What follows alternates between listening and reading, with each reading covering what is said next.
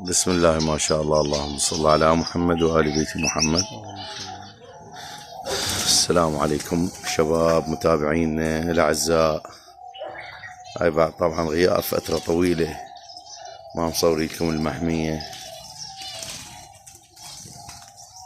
مثل ما تلاحظون المحمية القديمة أول وحدة اللي هي نزلت أول وحدة على القناة، هنا اليوم قطعناها. يعني تعرفون كان تركيزنا على الفواخت وعلى الفناجيز ومحمية خاصة بالجاوة. اليوم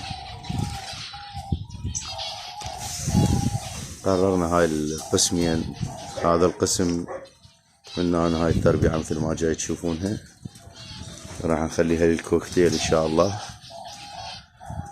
وبعد ما تكمل ونخلي بيها الكوكتيل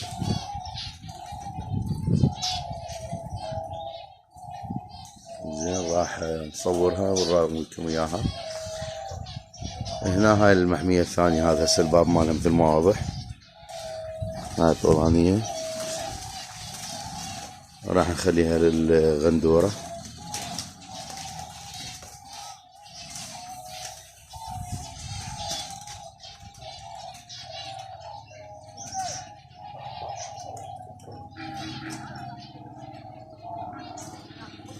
اكيد بعد ما تكمل راح نراويكم اياها هي، ومن نخلي الطيور بيها ان شاء الله.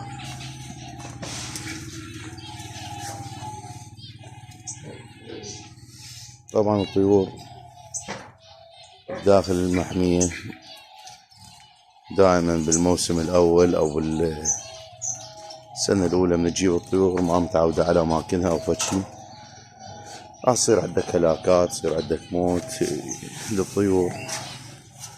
بس من تتشوف مرور الزمن من فضل الله سبحانه وتعالى راح يتكاثرن ويقل عندك اي هلاكات، لان الطيور هنا ما تحتاج لا بروتينات ولا فشي، علف طبيعي، وهي هنا عندك املاح بالارض، عندك مكملات غذائية موجودة، الخضار هذا كل شيء متوفر هنا.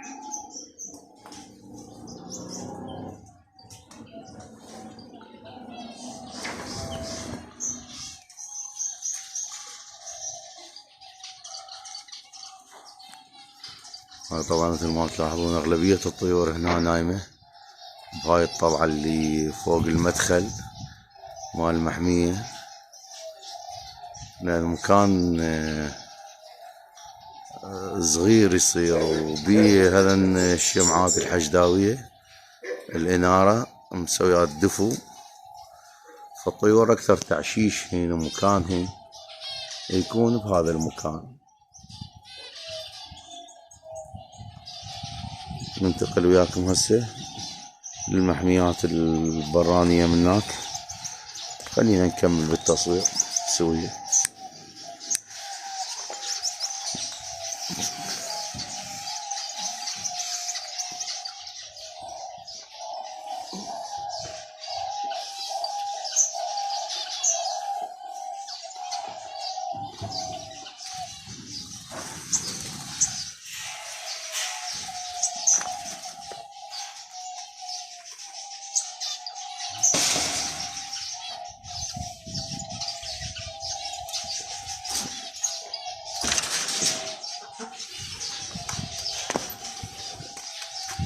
طبعا بعدنا تشوفون هاي السكلات وهذا هنا لان جاي نشتغل. طبعا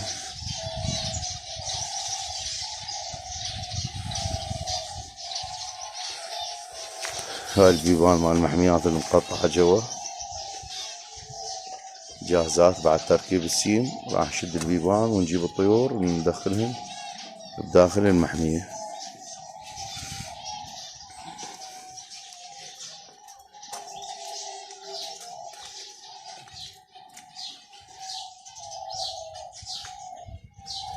مثل ما ذكرنا هذا الخانات دائما اللي نعزل بيهن الطيور هنا نبيعهن.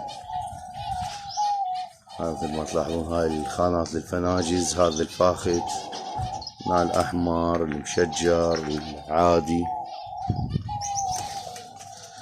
هاي القندورة ما شاء الله مبزرات.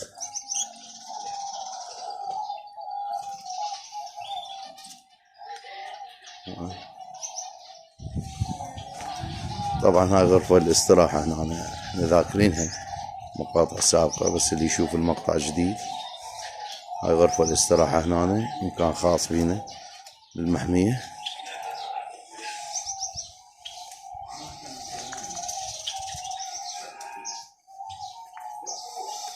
هاي محمية الجاوة، ظلت بس اللون العسلي والألمنيوم والأبيض بعيون الحمر زوج واحد، والباقي لا، الألوان المميزة يعني الألوان البلبلي وغيرهم طلعناهن من داخل المحمية. هاي محمية الفاخت الأحمر المعجون مثل ما تذكرونها. لا تذكرون قطعناها احنا.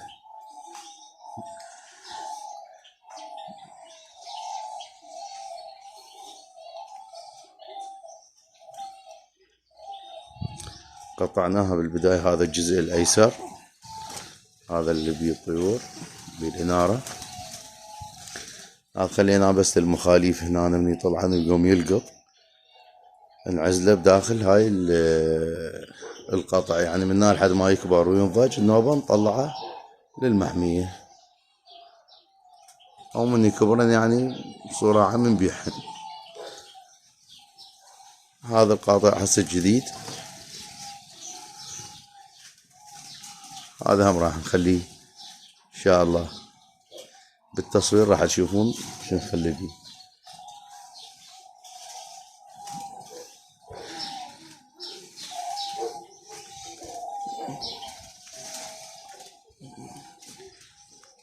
هاي جولة من داخل المحمية بصورة عامة.